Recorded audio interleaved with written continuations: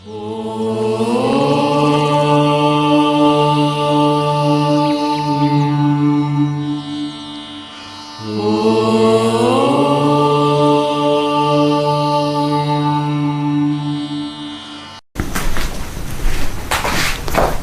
साथियों, मैं पंकज सिंह एक बार फिर से आपके चैनल विद पंकज सिंह पर स्वागत करता हूं। साथियों, आज हिंदी साहित्य के 7वें भाग में, मूल रूप से देखा जाए तो ये तीसरा भाग है। जी हाँ, आदिकाल हिंदी साहित्य में हमने तीसरा भाग देखा है। ये मतलब करने जा रहे हैं कौन सा? पहला सिद्ध, दूसरा नाथ, तीसरा जैन। जैन आपने फिगर से अंदाजा लगा लिया होगा चित्र से कि किसके बारे में हम लोग पढ़ने जा रहे हैं। जैन माने भगवान महावीर के मानने वाले अनुयायियों को हम लोग जैनी बोलते हैं, जैन धर्म के अनुयायी बोलते हैं। तो उसमें से कुछ लोगों ने ऐसा साहित्य लिखा जो हिंदी के बिल्कुल निकट है। या तो वह प्राकृत भाषा में है, या संस्कृत भाषा में है, या हिंदी भाषा में है, मतलब वह हिंदी से मिलता जुलता है। ठीक, अपभ्रंश में है। कुल मिला जुला के इनमें कुछ ऐसी रचनाएं हैं जिनको हमको पढ़ने की जरूरत नहीं है। जैसे मैं एक सवाल भी कर रहा हूं कि हेमचंद ने जो परशिष्ट पर्वन लिखा है, परशिष्ट पर्वन लिखा है, वो खास करके हम इतिहास में खूब पढ़ते हैं, बार बार सवाल भी आता है, उसका जिक्र हम लोग इसमें क्यों नहीं करते हैं? आप लोग उत्तर दीजिएगा। हेमचंद्र परशिष्ट पर्वन किस भाषा में है? तो आज हम लोग जानते हैं जैन साहित्य के बारे में, खास करके शुरुआत कहां से हुआ, जैन कौन थे। सबको पता है कि बौद्ध धर्म से थोड़े से पहले शुरू हुआ था ये। आदि मतलब वैदिक काल के बाद जो हमारा धार्मिक जो आंदोलन हुआ, सबसे पहले जैन धर्म ही शुरू हुआ। ठीक, तो भगवान महावीर अपने बड़े भाई नंदिवर्धन की सहायता से, मतलब उनकी आज्ञा से 30 साल की उम्र में घर छोड़ के निकलते हैं, जब उनके अंदर एक वैचारिक क्रांति हो रही थी, एक आध्यात्मिक उनके अंदर पुनर्गठन हो रहा था, जिसको कह सकते हैं कि आध्यात्मिक ऐसी पिपासा थी जिसको शांत करने के लिए यह निकलते हैं जंगलों में, समाज में। और 12 साल की कठोर तपस्या के बाद जब इनको मूल तत्व का ज्ञान होता है, ज्ञान जब होता है ना, इस कहते हैं कि कैवल्य जब प्राप्त होती है, जिन कहलाए तब जैन कहलाए। कुल मिला जुला के यह जब इन्होंने ज्ञान प्राप्त किया तो उन्होंने जैन धर्म की स्थापना की। ठीक, ज्यादा कठोर था। इनके मूल धर्म क्या था? अहिंसा। चूंकि जो बनाया गया था जैन धर्म के 4 जो मूल सिद्धांत थे, उसमें इन्होंने 5वां जोड़ा ब्रह्मचर्य, सत्य, अहिंसा, अस्तेय, अपरिग्रह। ये 4 तो सबको पता ही होगा। 5वां इन्होंने ब्रह्मचर्य पर जोर दिया। इसका मतलब यह है गृहस्थ जीवन पर ज्यादा जोर नहीं देते थे। लेकिन फिर भी समाज में कुछ ऐसे लोग रहते हैं जो कि धार्मिक, उनमें अंदर आध्यात्मिक प्रस्फुटन तो होता है, माने लगाव तो होता है, लेकिन वह गृहस्थ जीवन में बंधे रहते हैं, ऐसा कर नहीं सकते पूरा छोड़ छाड़ के। तो ऐसे लोगों को इसमें कहा जाता था श्रावक। ठीक, श्रावक, इसका जिक्र आगे आएगा। श्रावक, ठीक, श्रावक माने ऐसे गृहस्थ लोग जो जैन धर्म के उपासक थे, जो जैन धर्म को मानते थे, लेकिन वो गृहस्थ थे, वो बीवी बच्चों वाले होते थे। ठीक है, मंदिर में भी जाते थे, जैन मंदिर में भी जाते थे, पूजा पाठ करते थे, लेकिन वह गृहस्थ थे, वो पूर्ण ब्रह्मचारी नहीं थे। जबकि इनकी नजर में सबसे शुद्ध साधक वही है जो ब्रह्मचारी हो, जो शादीशुदा नहीं हो। ठीक, तो फिलहाल जैन जो साहित्य था, इसको हमारे आचार्य रामचंद्र शुक्ल ने क्या कहा? इसको कभी साहित्य माना ही नहीं। पहली बात, उन्होंने तो तीनों को नहीं माना था, न तो सिद्ध को, न तो नाथ को, न तो जैन को। उन्होंने कहा कि इसमें कुछ ऐसी चीजें नहीं मिलती जो हम लोग इसको साहित्य का दर्जा दें। तो जो वहीं पर इनके बच्चन सिंह थे, है ना, इनका नाम कई बार आता है बच्चन सिंह। बच्चन सिंह ने कहा कि इनकी काव्यात्मकता अद्वितीय थी, गजब की थी। इनके अंदर काव्यगत भाव, साहित्यगत भाव जबरदस्त थी। पता नहीं क्यों उन्होंने कहा कि इनके समय में उतना साक्ष्य नहीं मिला था, साहित्यिक विधाएं इतनी प्रबल थी, इनको ये नहीं पता था कि उस समय साक्ष्य नहीं मिला था, तब नहीं मानते थे। लेकिन आज अगर ये होते, वर्तमान परिप्रेक्ष्य में जो साक्ष्य मिला कि नहीं, नाथ, सिद्ध, जैन साहित्य भी हिंदी के सन्निकट बिल्कुल इतनी अच्छी अच्छी रचनाएं हैं जिससे हिंदी के बारे में काफी कुछ मालूम होता है। ठीक है, तो बच्चन सिंह ने क्या कहा कि जिस प्रकार से बादलों के बीच में बिजली चिपटी रहती है, उसी प्रकार इनके साहित्य में मतलब इनकी रचनाओं में हिंदी साहित्य का मूल भाव छिपा हुआ है। ठीक है, बार बार ये दिमाग में करिएगा कि बच्चन सिंह, हजारी प्रसाद द्विवेदी, जब जो इन्होंने कहा, इनके प्रति उत्तर में इन्होंने जरूर कुछ न कुछ कहा। तो जब इन्होंने कहा कि इसमें तो सांप्रदायिक भाव है। इन्होंने तो जैन साहित्य को कहा कि सांप्रदायिक रचना है ये। सोचिए, संप्रदाय के बारे में बता रहा है, अलग अलग संप्रदाय के बारे में, साहित्य का कोई पुट नहीं है। तो इन्होंने कहा नहीं, अद्वितीय है, काव्यगत सौंदर्य जो है अद्वितीय है। दूसरी बात, बादलों के बीच में जिस प्रकार से बिजली चिपकी रहती है, उसी प्रकार से इनकी रचनाओं में साहित्यिक पुट है, साहित्य है। ठीक है, कुल मिलाजुला के यानी हमको इनको रचना पढ़ना है, जैन साहित्य। और ये अब देखते हैं उसको शैली, मतलब किन शैलियों में ये लोग रचना करते थे। लगभग इनमें 3-4 शैलियां था, 3-4 शैली थी। पहली शैली आचार, ठीक है, आचार। दूसरा रास, तीसरा फागु, और चौथा चरित। चरित, ठीक। हम लोग इसको देखते हैं, थोड़ा सा हल्का सा समझने का प्रयास करते हैं। हाँ, आचार, नाम से स्पष्ट है। आचार माने आचरण, ठीक है। आचरण माने जैन धर्म को मानने वालों को, जैसे मान के चलिए मैं जैन धर्म का पुजारी हूं, तो मुझे क्या क्या आचरण करना चाहिए, मुझे किस प्रकार का व्यवहार करना चाहिए समाज में रहने के लिए। जैसे अहिंसा पर बहुत जोर देते हैं, तो ऐसे जगह कहते हैं कि पेशाब करो जहां पर कीड़े मकोड़े भी न मरे, ऐसी वाणी बोली जिससे किसी के हृदय न दुखे। अहिंसा वो भी है, अहिंसा के प्रकार माने इन्होंने इतना अहिंसा पे जोड़ दिया। तो ये एक शैली होती थी जिसमें आचरण की शुद्धता पर या एक श्रावक को या उनके सन्यासी को, दोनों को किस प्रकार का आचरण करना चाहिए वो शैली में लिखा जाता था। ठीक है, आचरण, ये आचार शैली। रास और फागु बताते हैं। चरित्र में खास करके चरित्र लिखा जाता था, ठीक, चरित्र वर्णन होता था। माने किसी जो तीर्थंकर थे, 24 तीर्थंकर थे जैन धर्म के, 24 तीर्थंकर, ऋषभ दौड़ से शुरू होता है, महावीर स्वामी तक जाता है। तो 24 तीर्थंकरों के जीवन चरित्र के बारे में, मतलब जो चारित्रिक विशेषताएं बतलाए, वो कौन सा शैली था, चरित्र शैली। दूसरा आता है रास, मतलब तीसरा रास। रासो साहित्य अलग है, ये रास साहित्य अलग है, ठीक। तो रास में होता था, अब आपके इस शब्द से स्पष्ट हो जाएगा, रासलीला। रासलीला कृष्ण जी करते थे।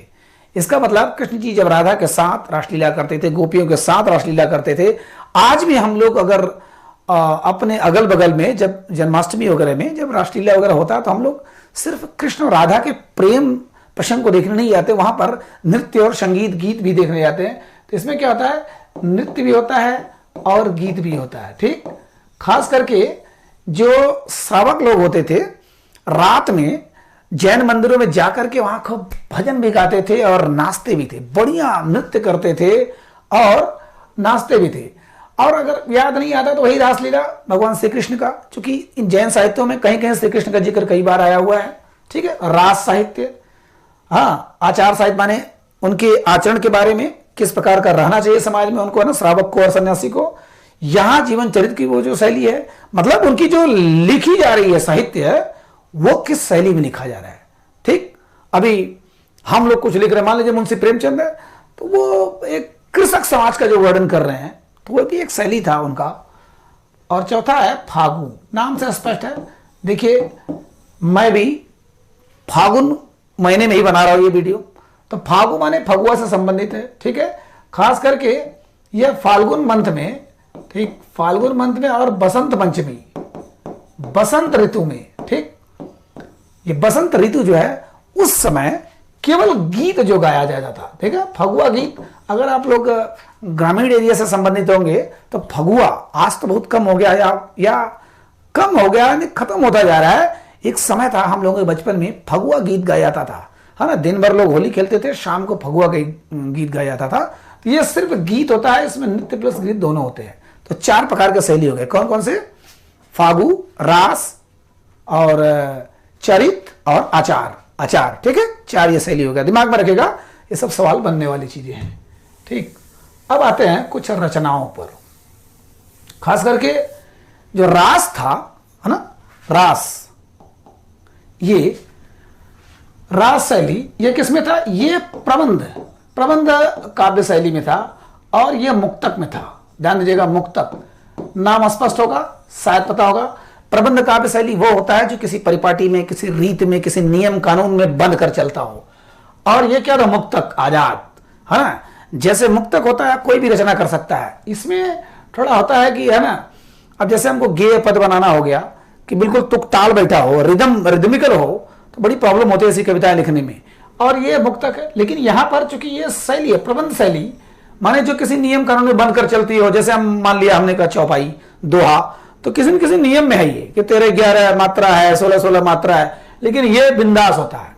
तो फगुआ जो गाया जाता है, ऐसा नहीं कि किसी गीत में हो फगुआ, है ना, अरे होली खेले रघुवीरा, अवध में होली खेले रघुवीरा, ये तो आपका लगभग वो प्रबंध शैली में आ जा रहा है, माने कहीं न कहीं से तुक ताल बंद हो रहा है, होली खेले रघुवीरा अवध में, होली में आएगा, बट यहां पर फागु वाला सिस्टम मुक्तक काव्य में है और ये प्रबंध में है। ठीक है,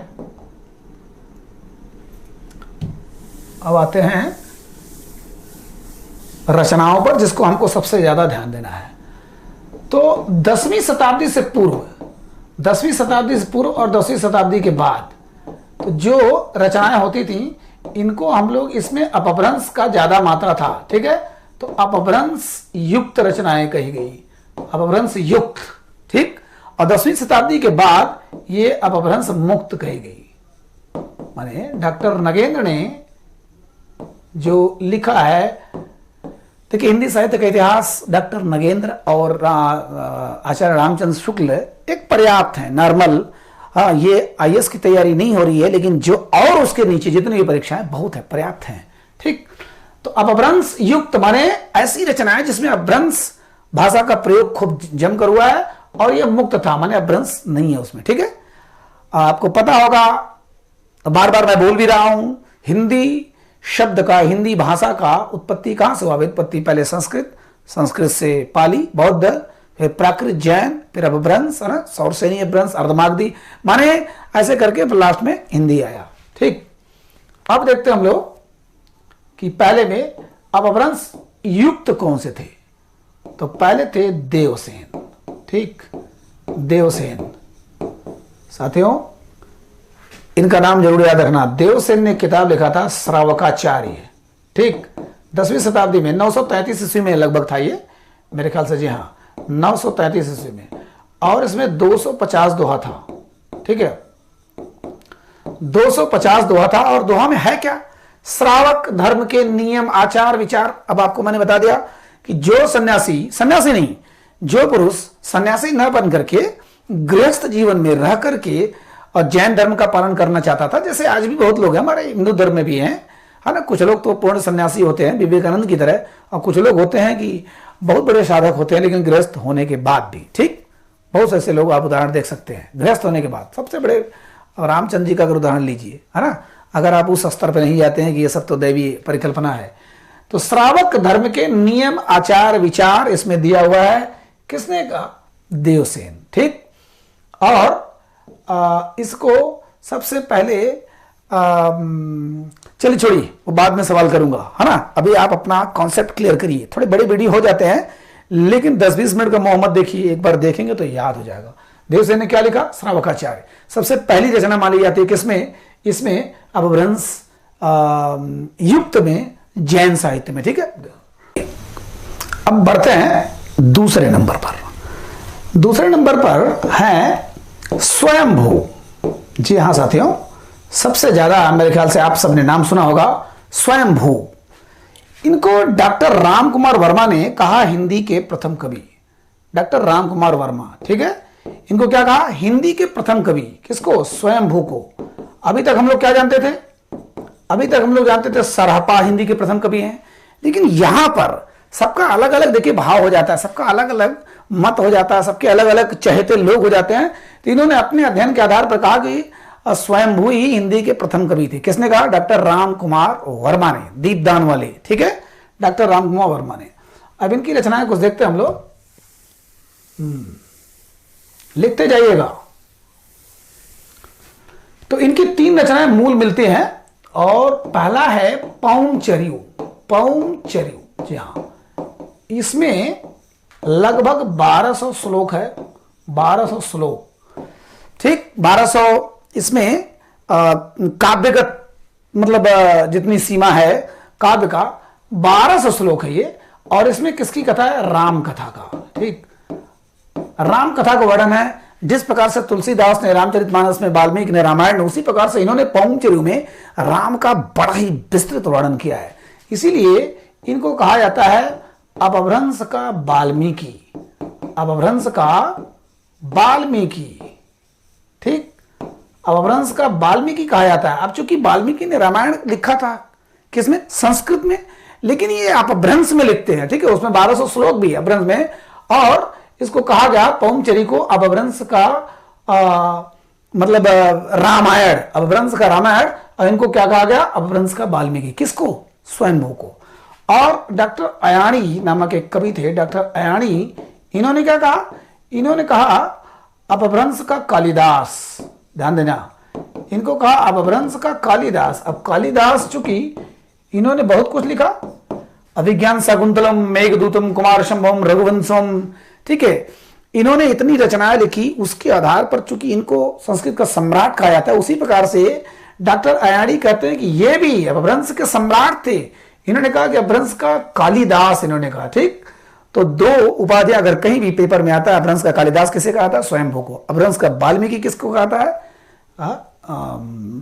स्वयंभू को। ठीक, अब आता है इनकी जो और रचना है पौंचर्यु। दूसरा है स्वयंभू छंद। ठीक, स्वयंभू छंद मतलब इन्हीं के नाम से है स्वयंभू छंद। और तीसरा है रिट्ठ नेमिचर्यु।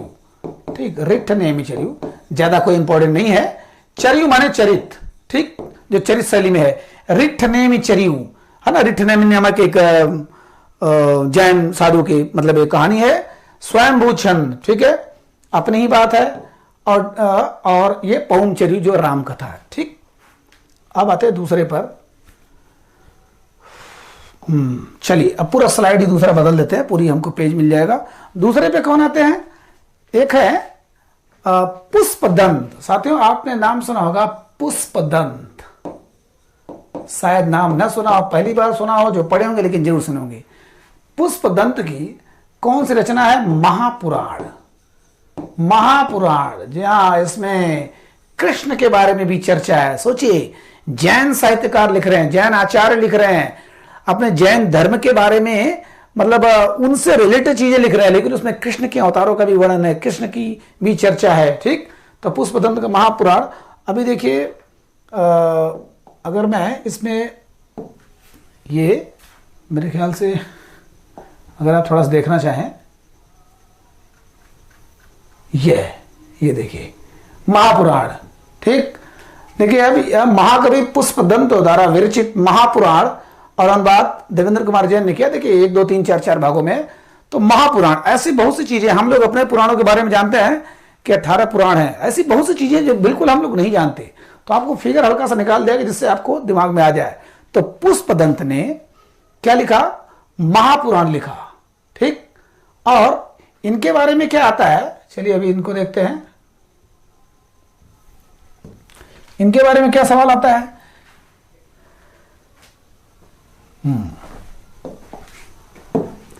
इनके बारे में सवाल यह आएगा कि इनको शिव सिंह सेंगर, आपको पता होगा, बार बार ये नाम सुना होगा आपने, शिव सिंह सेंगर। ठीक, शिव सिंह सेंगर ने क्या कहा? हिंदी के प्रथम कवि। ठीक, प्रथम कवि, हिंदी के प्रथम कवि कौन? पुष्पदंत। ध्यान दीजिएगा, अभी डॉक्टर राम कुमार वर्मा ने कहा, किसको कहा? स्वयंभू को कहा। इन्होंने शिव सिंह सेंगर ने किसको कहा? पुष्पदंत को कहा। महापुराण चूंकि एक रचना एक ऐसी है, तो इन्होंने कहा कि भाई ये प्रथम, मतलब क्यों रचना के आधार पर नहीं, उन्होंने जो अध्ययन किया, जो शोध किया, उनको लगा कि हिंदी का ये प्रथम कवि है। ठीक, अलग अलग लोगों का अलग अलग मत है, खास करके अपने चाहने वालों का ज्यादा मत होता है। ठीक, और इन्होंने क्या लिखा? जसहर चर्यु। ठीक, जसहर चर्यु, ये इनका एक ही किताब बार बार आता है। ठीक है, तो जसहर माने जसोदा, सॉरी यशोधरा, यशोधरा माने बुद्ध भगवान की पत्नी यशोधरा। और एक और कौन थे? यशोधरा, यशोदा भी थी जो भगवान महावीर की भी पत्नी थी। ध्यान दीजिएगा, महावीर स्वामी के बारे में दो धारणाएं मिलती है, एक में था शादीशुदा थे, एक में था नहीं थे। ठीक, तो उस पर चर्चा नहीं करते हैं। ये जानिए, जशोधरा नामक एक रानी की ये चरित शैली है, ठीक है। जैसे हर चर्यु, वही चरित माने हमने बहुत देखा था 4 शैली है, कौन कौन? आचार, चरित, रास और फागु, ठीक। तो शिव सिंह सेंगर ने किसको कहा? पुष्पदंत को कहा हिंदी के प्रथम कवि, ठीक। अब आते ही मेरे ख्याल से 2 हो गए, 3 हो गए। देवसेन पहले, दूसरे कौन? स्वयंभू, तीसरे पुष्पदंत, और चौथे ये हो जाएंगे चलिए राम सिंह। एक छोटा सा नाम लेते हैं, राम सिंह। राम सिंह, इनका एक रचना है पाहुड़ दोहा, ठीक। पाहुड़ दोहा, पाहुड़ दोहा, इनके बारे में कुछ ज्यादा जानने की जरूरत नहीं है। फिर अब आते हैं हेमचंद्र, सॉरी, हाँ हेमचंद्र। तो हेमचंद्र की तो कई किताबें हैं, लेकिन जो यहां पर हमको पढ़ना है, हिंदी में जो पढ़ना है, वो क्या है? शब्दानुशासन, शब्दानुशासन और प्राकृत व्याकरण, ठीक। प्राकृत व्याकरण, अब ध्यान दीजिएगा दोनों व्याकरण पे ही है। शब्दानुशासन ये भी व्याकरण की रचना है, गजब के व्याकरण की रचना है। तो हेमचंद्र किसके दरबार में थे? सिद्धराज, है ना, वो एक राजा के, गुजरात के राजा के दरबार में रहते थे। लेकिन वहां ये चूंकि ऐतिहासिक चीजें, उससे कोई मतलब नहीं है। पर हेमचंद्र, ठीक, इनकी सबसे मशहूर किताब परिशिष्ट पर्वन कहा जाता है, जो सबसे ज्यादा जैन का, लेकिन वो ऐतिहासिक चीजें के लिए, ये हिंदी साहित्य हम लोग पढ़ रहे हैं, तो इनकी 2 रचना मेन है, शब्दानुशासन और प्राकृत व्याकरण, ठीक। यह इसमें खासियत क्या है? यह प्राकृत में, संस्कृत में और अपभ्रंश, तीनों भाषा में लिखा गया है। ध्यान दीजिएगा, अपभ्रंश में तीनों भाषा में लिखा गया। कौन सा? शब्दानुशासन। राम सिंह का कौन था? पाहुड़ दोहा, ठीक। अब आपको भविष्य दंत कथा, चलिए, मेरी अगर बातें आपके पास पहुंचती हैं तो कभी कभी दिया करिए। 2-4 लोग केवल उसका आंसर देते हैं, लेकिन मैं पूछता रहूंगा, डोंट वरी। भविष्य दंत कथा किसने लिखा है? इसी में है, इसी जैन में। ये देखिए, हम लोग अपभ्रंश युक्त पढ़ रहे हैं, माने जिसमें अपभ्रंश साहित्य का प्रयोग हुआ है, ठीक, अपभ्रंश भाषा का प्रयोग हुआ है। तो ये हमने देखा, फिर से दोहराते चले। देवसेन का हमने देखा श्रावकाचार, हमने स्वयंभू का देखा स्वयंभू चर्यु या स्वयंभू छंद, पौम चर्यु और रिठनेमी, और हमने देखा पुष्पदंत को देखा। हमने क्या देखा? महापुराण देखा, जसहर चरित देखा, और एक और थी कोई बहुत ऐसा खास रचना नहीं थी, ठीक है, किसका? पुष्पदंत का। एक राम सिंह ने पाहुड़ दोहा लिखा, इसमें भी कुछ ऐसी चीजें नहीं है कि जो कि बहुत ज्यादा चर्चा का विषय हो। हेमचंद्र बहुत वेरी वेरी इंपॉर्टेंट, बार बार प्रश्न में आते हैं। शब्दानुशासन, ये व्याकरण की रचना, ये भी है। प्राकृत व्याकरण, ये तो है ही है, ठीक। अब आते हैं लक्ष्मीधर, नाम ध्यान दीजिएगा, लक्ष्मीधर प्राकृत पैंगलम, ठीक। लक्ष्मीधर, इन्होंने क्या लिखा? प्राकृत पैंगलम, ठीक। इसमें अगर डॉक्टर नगेंद्र के अनुसार देखा जाए, या रामचंद्र शुक्ल ने भी इनके बारे में खूब लिखा है, तो काफी चीज इसमें है। गूगल पे भी सर्च करते हैं तो बहुत कुछ मिलेगा, लेकिन इसमें विष्णु के विभिन्न अवतारों का वर्णन मिलता है। अब कल्पना करिए कि है जैन धर्म, जैन साहित्य है प्लस विष्णु, तो कुल मिला के 10% इसमें विष्णु के बारे में है और 90% और चीजों के बारे में, जैन के बारे में है, ठीक है, जैनियों के बारे में है। तो लक्ष्मीधर ने क्या लिखा? प्राकृत पैंगलम, ठीक। इसका अगर डिटेल जाया जाए तो लंबा चौड़ा हो जाएगा, लेकिन कोई मतलब नहीं है, ठीक। और नेक्स्ट आते हैं अब्दुल रहमान, मेरे ख्याल से अब्दुल रहमान। हमने 2 हिंदी के प्रथम कवि देखा, कौन कौन? अब अब्दुल रहमान को हजारी प्रसाद द्विवेदी, या जब जब हिंदी साहित्य में हजारी प्रसाद द्विवेदी का नाम आएगा, जानिए कि ये अपनी बात जो रख रहे हैं, राय रख रहे हैं, बड़े दमदार तरीके से रख रहे हैं। तीनों ने कहा इनको हिंदी के प्रथम कवि। ध्यान दीजिएगा, हिंदी के प्रथम कवि किसको? अब्दुल रहमान को।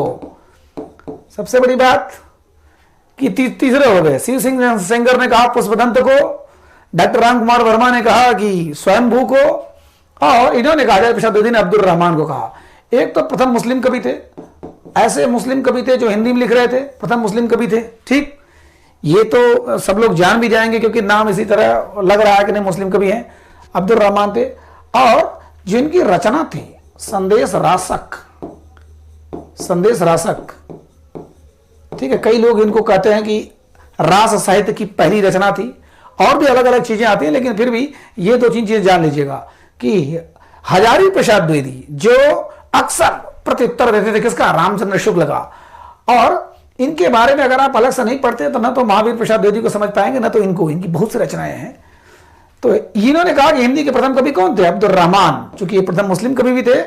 और इनकी जो रचना थी संदेश रासक, बड़ी गजब की रचना है। इसमें एक कहानी छोटी सी मिलती है कि एक वीरानी है, अपने जो नायक से मिलने के लिए उन्मत्त है, पागल है। वह एक किसी पथिक को बुला के बोलती है कि मेरा संदेश कहना उससे, ठीक है। कहीं बाहर है वो एकदम बेवल है, वियोग में बेवल है कि ऐसे ऐसे है, ऐसे ऐसे हमारे साथ हो गए, नाराज होकर चले गए हैं और उनको जरा सूचना दीजिएगा। तो बोलते हैं कि किस महीने में गए थे। तो उन्होंने ग्रीष्म ऋतु से वर्णन किया। षट दर्शन माने 6 ऋतुओं का, जो 6 ऋतुएं होती हैं उसमें पूरा उन्होंने बताया कि किस प्रकार का कब कब क्या क्या हुआ, कैसे हुआ। तो ये संदेश रासक, ठीक है। रास साहित्य, रासक हमारा संदेश देने के लिए बनाया गया है, ठीक है। तो ज्यादातर हमारे जो अपभ्रंश युक्त में आएंगे यही आएंगे, ठीक। अब आते हैं अपभ्रंश मुक्त, माने ऐसा साहित्य जहां पर अपभ्रंश का अब समय गया 10वीं शताब्दी के बाद, ठीक। अपभ्रंश मुक्त, अपभ्रंश मुक्त रचना, इसमें कौन थे, शालिभद्र शूरी। इसमें थे शालिभद्र शूरी, इनका नाम, ठीक है। शालिभद्र शूरी, इनकी जो सबसे अच्छी रचना थी, जो भरतेश्वर बाहुबली रास, भरतेश्वर बाहुबली रास और पंच पांडव रास, ठीक। पंच पांडव रास, ध्यान दीजिएगा। सबसे बड़ी चीज, एक और चीज इसमें निकल के आती है याद करने लायक, कि शालिभद्र शूरी को इन्होंने कहा, आई थिंक डॉक्टर अयाणी ने तो नहीं कहा था। अच्छा, एक चीज और दिमाग में आ रहा है, डॉक्टर अयाणी जब आते हैं तो एक चीज और दिमाग में आ रहा है, शायद मैं भूल गया। हाँ, इनको डॉक्टर अयाणी ने क्या कहा था, इनको पुष्पदंत को डॉक्टर अयाणी और राम कुमार वर्मा दोनों ने मिलकर क्या कहा था, अपभ्रंश का भवभूति। ध्यान दीजिएगा, अपभ्रंश का भवभूति, भवभूति नामक आप भवभूति के नाटकों से साथ परिचित होंगे। मालती माधव भवभूति संस्कृत का प्रकांड विद्वान, संस्कृत के एक महान संत कवि, ठीक है, मतलब रचनाकार। तो अपभ्रंश का भवभूति किसको कहा गया, पुष्पदंत को। अपभ्रंश का वाल्मीकि किसको कहा गया, स्वयंभू को। अपभ्रंश का कालिदास किसको कहा गया, स्वयंभू को। हाँ, तो हम लोग देख रहे थे शालिभद्र शूरी, अपभ्रंश मुक्त में। ध्यान दीजिएगा, अब ऐसी रचनाओं को हम लोग देख रहे हैं जिसमें अपभ्रंश भाषा का प्रयोग नहीं हुआ है। शालिभद्र शूरी पहले ही रचना, मतलब पहले ही लेखक। इनकी 2 रचनाएं मुख्य थी, हमने देखा था अभी पिछले पन्ने में। दोबारा लिख ले रहे हैं, ठीक है, वो पन्ना ही गायब हो गया, दोबारा लिख रहे हैं। पहला क्या है, वह भरतेश्वर बाहुबली रास, भरतेश्वर बाहुबली रास। साथियों ध्यान देना, वही बाहुबली है, यहीं से बाहुबली का कहानी लिया गया है। और दूसरे थे पंच पांडव रास, ठीक, पंच पांडव रास। तो इससे भी ज्यादा एक और चीज याद करने लायक कि शालिभद्र शूरी को, ध्यान देगा, डॉक्टर गणपति चंद्र गुप्त ने हिंदी का प्रथम कवि कहा। वही गणपति चंद्र गुप्त जिसको हम लोगों ने हिंदी साहित्य का काल विभाजन किया था, हिंदी साहित्य का वैज्ञानिक इतिहास, गणपति चंद्र गुप्त। साथियों, अब 4 लोग हो गए हिंदी के प्रथम कवि। अगर आप सरापा को छोड़ देते हैं, सरापा को तो राहुल सांकृत्यायन ने कहा, 5 हो गए उनको लेके। तो राहुल सांकृत्यायन के अनुसार हिंदी के प्रथम कवि सरापा। डॉक्टर राम कुमार वर्मा के अनुसार हिंदी के प्रथम कवि स्वयंभू। शिव सिंह सेंगर के अनुसार हिंदी के प्रथम कवि पुष्पदंत। हजारी प्रसाद द्विवेदी के अनुसार हिंदी के प्रथम कवि अब्दुल रहमान। और डॉक्टर गणपति चंद्र गुप्त के अनुसार हिंदी के प्रथम कवि शालिभद्र शूरी। ठीक, ये 5 हो गए, ध्यान दीजिएगा, 5 हो गए। थोड़ी सी इसकी कहानी जान लेते हैं। भरतेश्वर बाहुबली रास, ये 2 भाइयों की कहानी है, एक राजा भरत और एक बाहुबली, 2 भाइयों की कहानी है। ठीक, बाहुबली थोड़े अच्छे हैं, वही कहानी है जैसे इसमें हम लोग बाहुबली में देखते हैं, दोनों भाइयों की कहानी है, चचेरे भाइयों की। और ये सिंहासन पर बैठते हैं अयोध्या के, और ये तक्षशिला के, ठीक, ये तक्षशिला के सिंहासन बैठते हैं और ये अयोध्या के। लेकिन ये पूरे चक्रवर्ती बनना चाहते थे, नहीं चाहते थे कि ये कहीं कभी राजा रहे। ध्यान दीजिएगा, अपने असली बाहुबली में भी तो यही कहानी आ रही है। तो इन्होंने इन पर कब्जा करने के लिए प्रयास किया, यानी इन पर अधिकार करने के लिए, इनको झुकाने के लिए, और दोनों में भयंकर युद्ध हुआ। युद्ध होने के बाद नरसंहार हुआ। नरसंहार देखने के बाद लोगों के हृदय में जो व्यथा हुई, जो कष्ट पीड़ा हुआ, उसकी वजह से युद्ध रुक गया। युद्ध रुकने के बाद दोनों को पश्चाताप हुआ, दोनों मिल गए, फिर से मिल गए। अब इस बाहुबली में तो नहीं मिले, मारे गए, लेकिन इस बाहुबली वाले में दोनों मिल गए और लोगों को लगा कि नहीं तो फिर बढ़िया से फिर से अपने उस जैन धर्म के अनुसार अपना आचरण करते हुए अच्छे ढंग से इन्होंने जीवन बिताया। कौन? भरत और बाहुबली। भरतेश्वर बाहुबली दास किसने लिखा? शालिभद्र शूरी। ठीक, अब आते हैं रचना। आप लोग लिखते जाइएगा, सुनते जाइएगा, सुनते सुनते भी बहुत कुछ याद हो सकता है। ठीक है साथियों, अब आता है जिन धर्म सूरी। ठीक, एक आते हैं जिन धर्म सूरी, इनकी रचना है स्थूल भद्र रास, स्थूली भद्र रास। ठीक है, इसमें भी एक बहुत बड़े जैन संत स्थूल भद्र का जिक्र है, जो एक वेश्या से प्रेम करते थे। प्रेम क्या? अपने आप को परखने के लिए, प्रेम नहीं करते थे। शोला नाम था आई थिंक, जी हाँ शोला। एक उस वेश्या के पास सिर्फ इसलिए जाते थे कि अपना संयम देखने के लिए, मैं संयमित हूं कि नहीं, क्या मेरी संयम को, मेरी मर्यादा को, मेरी ब्रह्मचर्य को ये तोड़ सकती कि नहीं। वेश्या से प्रेम का नाटक करते थे और वेश्या ने 1000 उपाय किए, सारा संयम मतलब पार करने का प्रयास किया। उसने सतीत्व से अपने खिलवाड़ करने का मौका दिया, लेकिन इन्होंने अपने संयम पर काबू रखा और लास्ट में इनकी विजय हुई। माने ये इनको लगा कि नहीं, आप संसार के किसी भी, चाहे वो निर्वस्त्र हो, चाहे वो वस्त्र सहित हो, है ना, चाहे जितनी सौंदर्यशाली हो, किसी भी स्त्री के सामने अपने संयम को ये बरकरार रख सकते हैं। कौन? स्थूलभद्र।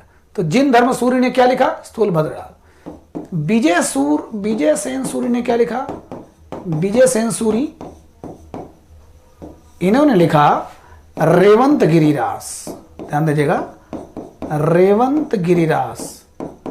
ठीक, रेवंत गिरिरास। सबसे बड़ी बात कि रेवंत पर्वत है। अब आप लोकेशन बताइएगा रेवंत गिरी पर्वत कहां है। रेवंत पर्वत की खूबसूरती, प्राकृतिक सुषमा का जो सौंदर्य है, इतना खूबसूरत, वहां उस पर्वत के बारे में काफी कुछ जिक्र है। ध्यान दीजिएगा, कोई चरित काव्य नहीं है, किसी के बारे में चरित नहीं है।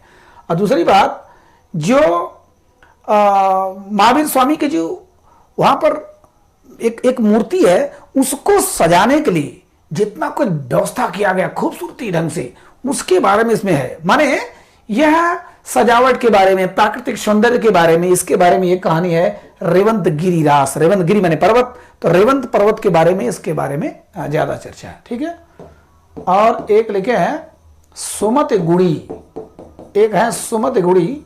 इन्होंने लिखा नेमी चंद्रनाथ या नेमिनाथ। ठीक, नेमिनाथ सूरी या नेमिनाथ रास। ठीक, नेमी चंद्रनाथ या नेमिनाथ रास। माने इसमें आपके नाम से स्पष्ट हो जा रहा है कि संत यानी स्वामी नेमिनाथ के बारे में ये चरित काव्य है। ठीक है, चरित शैली में लिखा हुआ है। तो सुमत गुड़ी ने लिखा, किसको? ध्यान दीजिएगा, जितना बता रहा हूं अगर उतना कर लेते तो एक भी सवाल गलत नहीं होगा। ठीक, थोड़ा टेढ़ा लग रहा होगा क्योंकि इंद्र हजारी प्रसाद द्विवेदी आ रहे हैं, प्रेमचंद आ रहे हैं, शुक्ल आ रहे हैं, प्रताप मिश्रा आ रहे हैं, माधवी वर्मा आ रहे हैं, बड़े अजीब अजीब नाम आ रहे हैं। तो ये जैन साहित्यकार हैं, हमारे प्योर हिंदी साहित्यकार तो है नहीं। तो जिन धर्म सूरी, हाँ याद नहीं हो रहा है तो जैन धर्म, जिन धर्म, है ना, किसके बारे में? स्थूलभद्र, माने वो एक संत हैं। विजय सेन सूरी, विजय सेन एक आदमी है, इन्होंने जाकर रेवंत गिरी पर जाकर विजय प्राप्त किया था। रेवंत गिरी यानी लगभग विजय प्राप्त किया, विजय सेन सूरी। सुमत गुड़ी, अब सुमत माने एक अच्छे सहमति से, गुड़ी माने अब वो मूर्ति के जो सजावट है उसकी प्रशंसा हो रही है, प्लस पर्वत की प्रशंसा हो रही है। माने सुमत गुड़ी, बार बार नाम दे रहा हूं जिससे आपको याद हो। और एक अंतिम में आगे कवि आसगु। कवि आसगु, इनका है चंदन बाला रास। चंदन बाला रास, चंदन बाला रास, और एक है जीव दया रास। ठीक, जीव दया रास। ये तो इसमें तो आपको स्पष्ट समझ में आ रहा होगा कि जीव दया, जीवों पर दया करनी चाहिए, उसके बारे में काफी कुछ लिखा हुआ है। ठीक है, जैन धर्म के स्पष्ट नियम, संयम, आचार विचार को लिखा हुआ है। खास करके जीवों पर किस प्रकार से दया करके आप मानवता की सेवा कर सकते हैं, उसके बारे में किसमें लिखा है? जीव दया रास, कभी आसगू। और ये कहानी बड़ी मजेदार है, चंदन बाला रास। ठीक है, चंदन बाला की छोटी सी कहानी बता दूं, आप लोग स्क्रीनशॉट तो ले लिए होंगे, या ये कहिए कि मेरे ख्याल से सुनते सुनते आपको याद भी हो गया होगा। ठीक है, तो चंदन बाला जानते हैं। चंदन बाला का नाम एक कुछ नॉर्मल नाम था। चंदन बाला पहले नहीं कराते थे, एक लेडीज थी, बहुत खूबसूरत महिला थी। और ये महाराज दधिवाहन, ध्यान दीजिएगा, दधिवाहन माने चंपा की, चंपा माने बिहार, तो बिहार के राजा दधिवाहन की पुत्री थी ये, है ना। इनका नाम मुझे नहीं याद आ रहा है, चंदन बाला बाद में इनका नाम पड़ता है। तो एक बार इन्होंने एक राजा से युद्ध किया। ठीक, एक राजा से युद्ध किया, खास करके कौसाम्बी के, कौसाम्बी माने अपने इलाहाबाद। तो कौसाम्बी के राजा सतानीक थे उनका नाम है, लेकिन नाम हम जानने की ज्यादा जरूरत नहीं है। माने दधिवाहन, या ये कहिए कि इनके जो चंदन बाला के पिताजी थे, उन्होंने इससे युद्ध किया लेकिन हार गए। हारने के बाद भागने लगी अपनी बिटिया को लेकर, माने माँ बाप अपने पुत्री को लेकर भागने लगे। तो इनका तो नहीं पता चला कहाँ गए, मारे गए, क्या हुआ। लेकिन जो माँ थी वह, उसका हार्ट अटैक होकर मर गई, जंगल में ही मर गई। यानी कि मेरी बेटी को कुछ हो जाएगा, पता नहीं क्या हो जाएगा। और बेटी को, इस बेटी को, चंदन बाला को एक सेनापति ने, माने इनके सेनापति ने, कौसाम्बी के सेनापति ने गिरफ्तार कर लिया। गिरफ्तार करने के बाद देखा कि एक जगह व्यापार हो रहा था मानव देह का, माने बेचने के लिए। तो वहां पर इन्होंने सोचा कि हमारे पास पैसा कम है, इसको बेच दें, कुछ पैसे मिल जाएंगे। तो मार्केट में वहां जो बाजार लगा हुआ था औरत के व्यापार का, तो उन्होंने बेचना शुरू किया।